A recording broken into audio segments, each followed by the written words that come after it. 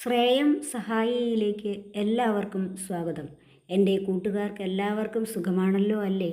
ഇന്ന് നമുക്ക് ചുഗ് എന്ന സഹായക ക്രിയയിൽ തുടങ്ങാം. ചുഗ് എന്ന സഹായക ക്രിയയുടെ അർത്ഥം ക്യാൻ ടു എൻഡ്, അതായത് കഴിയുക, അവസാനിക്കുക എന്നാണ്. സക് എന്ന സഹായക ക്രിയയുടെ വീഡിയോ ഇതിനു മുമ്പ് ചെയ്തിട്ടുണ്ട്. അതിൻ്റെ നിയമങ്ങൾ തന്നെയാണ് ചുഗ് എന്ന സഹായക ക്രിയയിലും വരുന്നത്.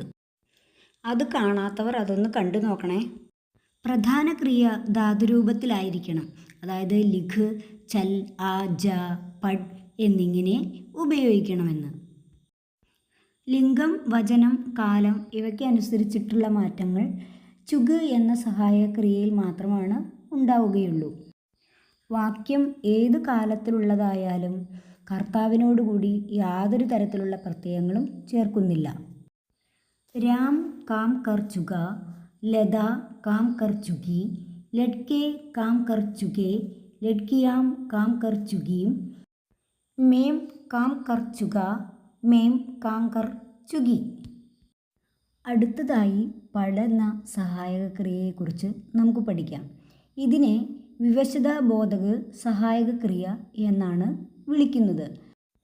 ഒരു പ്രവൃത്തി ചെയ്യേണ്ടി വരിക എന്നുള്ള വിവശത കാണിക്കുന്നതിനാലാണ് ഇതിനെ വിവശതാബോധക എന്ന് പറയുന്നത്.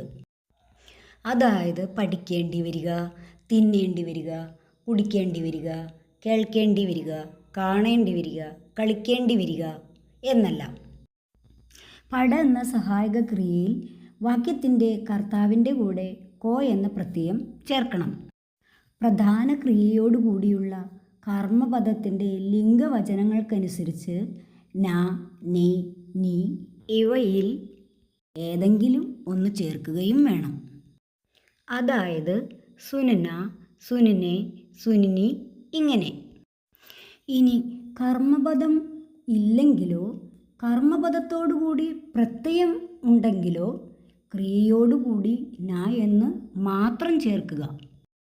അതായത് അപ്പോൾ ക്രിയ പുല്ലിംഗ ഏകവചനത്തിൽ മാത്രമായിരിക്കും.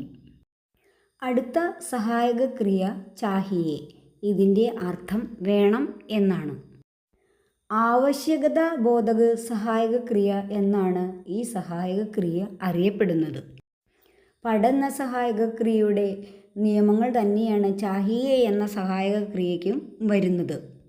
വാക്യത്തിൻ്റെ കർത്താവിനോടുകൂടി കോ എന്ന പ്രത്യയം ചേർക്കണം.